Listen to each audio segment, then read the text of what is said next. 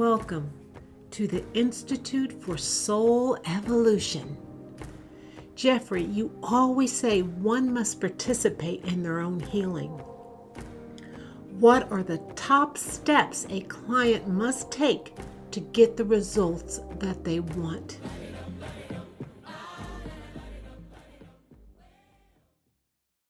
Yet another excellent question. All right, so the first thing is that you need to understand your natural state.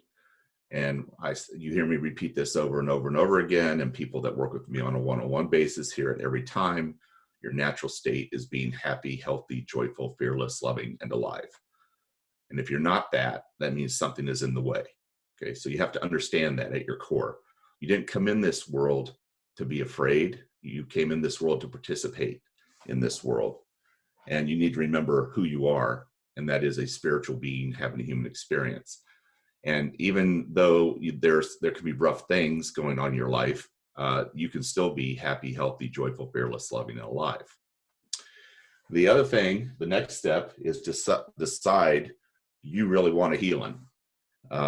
You really want to move forward. You really want to remember who you are. It's time for you to get your life back. It's time for you to be who you came here to be and do what you came here to do. And rather than sitting there on the sidelines and watching other people live a life of magnificence, that is your birthright, and you have every right to do that. So you have to decide you want a healing. The other step is no longer settle for just surviving. You should be thriving. Survival happens because people are enslaved by their sense of self. And being just in a state of survival is because of fear. And fear limits growth, and it limits growth of the personality, and it leads to inhibition. And it's because it also takes a lot of energy to rise above that, above the fear. And the oppressed, anybody that doesn't understand, number one, the oppressed are unable to reach a higher level unaided. So it's important to get help too. And I'll talk about that in a moment. Understand you are not broken. You're not broken. You're not broken. You are not broken. You were born at a high level of consciousness. The first law of the universe is vibration. The only problem is that for some reason your field is no longer able to hold the proper vibration that you need in order to be that thriving, successful, happy, healthy, joyful, fearless, loving, and alive individual. Okay. What it basically means is that your I am is distorted. Okay, your I am is distorted. That's what it comes down to, and that's easily fixable. Number 5 is the most important: is seek professional help, and that's why we do these lives each week with a different topic. That's professional help. If you need additional help, we have other programs and processes that you can go through. The newest one that we've just launched is called Going Beyond Hope: Removing Depression, Anxiety, and PTSD. And that's an online course, 8 weeks long. That's a very high level and sophisticated type of professional help that is available to you. Some of our other processes are like the Hub, the Healing Network, private coaching. All of that is available as well.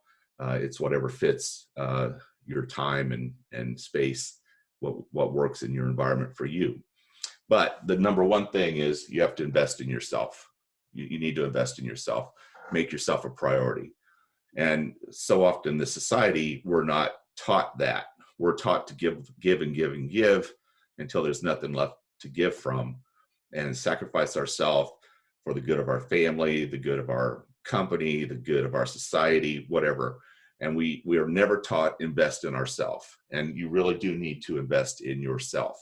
The time, you need the time to invest in yourself. Sometimes it takes money to invest in yourself. You really cannot give away what you don't have. So if you don't have health, you can't be of service. If you don't have money, you can't help people financially. If you don't have oranges, you can't give away oranges. You have to have something first, and that takes investing in yourself first. So seek professional help. That's super, super important. And the next thing is hang on to hope and keep going. Look, it took you years to get in the situation you're in. You know, if you're in your 30s, it took you 30 years to get there. Uh, I can tell you this much, it won't take you 30 years to get out of it. It will take you weeks or months, but that's it. It does not take 30 years to get a healing. It does not take 30 years to get your life back. I often tell people what I do in a first session, which is included in the Going Beyond Hope program. The first session where we put the field back together and reconnect all the different pieces is worth at least 10 years of sitting on a therapist's couch and revisiting all your hurts and your wounds. Remember, you don't have to know, I don't have to know when we're in session, we don't have to know what happened or why it happened or anything. It's merely energy. And everything is energy. Energy is impressed upon matter, and you are matter. And because it is energy, we clear it with energy. And then that's gone. You don't have to sit there and recount it, relive it, re-experience it. You don't even have to remember it. And in most cases, I'll tell you this right now, most of the stuff that's got a hold of you is old shock, panic, and trauma that the conscious memory of is long gone, long gone. Even if you wanted to, you could not recall why it is the way you are, why you're experiencing the things you're experiencing things. There's no recall left because the human part of us parks that, forgets it, it hides it away and never to be seen again because it's just too painful to revisit. Again, it's energy, so we deal with it at the energetic level. So going through these 6 steps, what I want you to remember is once you get a healing, once you've got that field back together, once you've got your consciousness back, the destructiveness of this world no longer applies to you. No longer applies to you. Once you remember who you are, and I don't mean just intellectually know it, but I mean know it in your bones. You feel it. You wake up knowing it. You live your life knowing it. It's part of who you are. I'm a spiritual being having a human experience. Once you know that, the destructiveness of this world no longer applies to you. And you can move through this world happy, healthy, joyful, fearless, loving, and alive while everybody around you is panicking. Okay?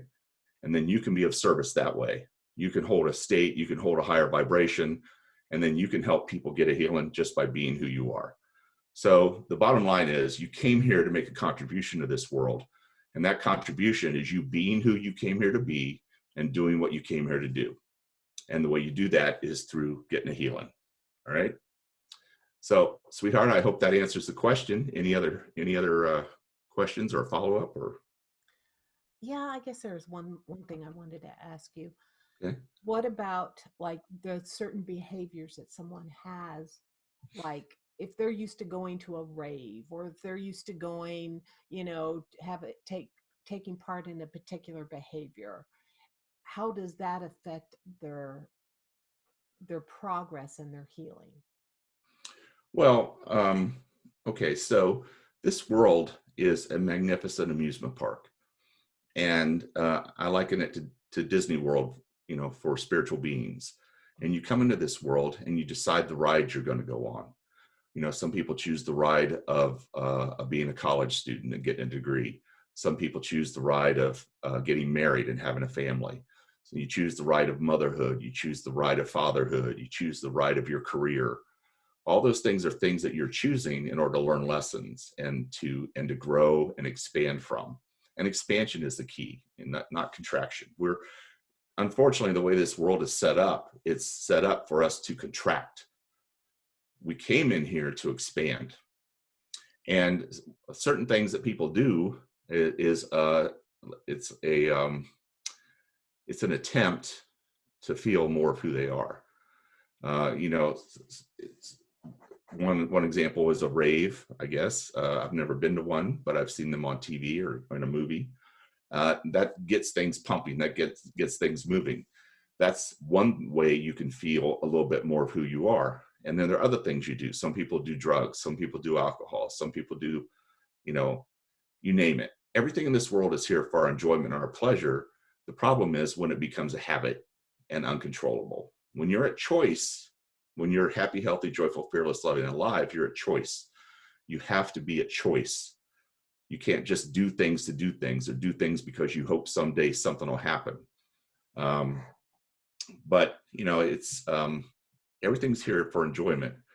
Uh, I will say this much: you hear me repeat over and over your natural state, but I'm going to tell you what you're not. Okay, you're not your personality. You're not your ego. You're not defective. You're not less than. You're certainly not limited. You're not bad. You're not alone. And you're not at the mercy of this world. So when this field is put back together and all the energy is flowing, you are at 100% choice in the matter. And then you can actually begin to create from there. And so when people have, a lot of problems creating, manifesting, that kind of stuff, it's all because something's broken over in this field, in your personal energy field. So did I answer that at all, or? Yes, you did. That was good. Thank you. Okay, There's one more question here is sure. how do you know that you are settling if you are financially successful or are having it or have the family, the dog, the house, the children? Are you living life when someone, there are some examples of settling. What are some of the examples of a person settling and they're not really living the life that they should be living? Do you have any examples? Well, that's a beautiful question, and it really is. It's look, you may have come back to experience a loving family and to be successfully financially. That's magnificent. But the question is, are you happy? Are you healthy? Are you joyful? Are you fearless? Are you loving? Are you alive? Do you feel those things every day in your bones? If you don't feel those things, you're settling. You're settling. If you're going, yeah, this is good. I got it. This is good. And sometimes this is a problem. And I went through this myself. Good is the enemy of great. Like if your life is in the shitter and it's really bad, you pretty much know you're settling. Mm-hmm. But we could be in a point where we got a beautiful roof over our head. We have a beautiful animal, a dog, our kids are healthy. Everything is going well. Money's going well, job's going well, all that kind of stuff. And that's good. That's really good. Okay. But could you be great? Ask yourself that question. Could I be great? Could there be more to life than this? If you're ever asking the question at any time, anywhere about anything, could there be more? Could there be more to life than this? You're probably settling. You're probably settling. And because there's that still small voice in the back of your head, it'll ping you. It'll get your attention eventually. And it's okay to be in phases, right? Sometimes we go through the phase of being with a family and we raise our children and our children go out on their own, and then we get to see them grow and expand and all the things we taught them, we get to see that firsthand, and that's magnificent. But there, that little voice in the back of your head it's telling you, it's kind of pushing you on. There's more. And so pay attention to that voice and pay attention to what it's pushing you toward, like the things you're interested in. That pay attention to the voice. That'll tell you if good is the enemy of great for you. Brilliant. Because I think that right there explains a lot. A lot of people think they go around and their life is good and this and that and everything is fine. When in actuality, it's not. And you're not living your dream. Well, yeah, that's a good point. And you got to remember your purpose in this life. People, that's the number one question I get. What is my purpose? What is my mission? Why am I here? And your purpose in this life, on a spiritual level, is literally to remember who you are. It's literally to remember who you are. And then I do a particular clearing about busting loose, and it's moving people from stage 1 to stage 2. Stage 1 is where they have parked their spiritual power at all the rides that they went on, right? So I can look down somebody's timeline and see a series of golden spheres. That's spiritual power. And it's parked at when they got married. It's parked at when they went to college. It's parked at when their family came along. It's parked at their career. These little spheres of spiritual power is just parked. Stage 1, people tend to want to experience this park, this adventure land, as a human being. And that's perfect. That's great. Fantastic. And we're here to do that. We're just pure energy on the other side. It gets kind of boring. We come back into this world to experience it for what it is. It's physicality. It's magnificent to be in a physical body, to feel and to eat food and drink craft beer and all the things that people enjoy. But there will come a day where stage one is no longer acceptable. Stage one is no longer acceptable. And in this process that I do, we shift you. We go down to the timeline. We find all those spiritual eggs where you've parked your spiritual power, and we pull it into the here and now. And we pull it back right here, right now in this moment, because right here, right now is the only place life happens. Once you have your spiritual power back and you begin to remember who you are, you turn forward on your timeline. You begin to build a new future. You put projects out there for yourself that can be of service. Stage one is, maybe if I had to phrase it, it's taking, it's experiencing, it's growing. Stage two is giving back, being of service. And that's a beautiful thing. Because if you've ever noticed, like if you give a gift, what's more important to you? If you're in stage one, Christmas is really cool because people give you stuff and you get stuff. And stage two, that coin gets flipped. And in stage two, you're the giver and you get joy out of giving. And because at your core, that's who you really are. You're this magnificent creator. You're creating happiness for other people, creating comfort for other people, creating connection for other people. And that's what stage two is about. So, but sometimes we got to get our field put back together before we can shift from stage one to stage two. We got to have all those pieces back before we can make that move from stage one to stage two. And there's a lot of people in this world right now that never make that flip, that never move from stage one to stage two. You want to leave the world better than what it was when you came here. I guess that's the bottom line. You want to leave the world better than it was when you came here. And the way you do that is to remember who you are as a spiritual being and flip the script from stage one to stage two. And stage two is where you begin to create on behalf of others, for others, to give to others. And that's a magnificent ride. I promise you. That's a magnificent ride. Stage one is fun. Stage two is exhilarating.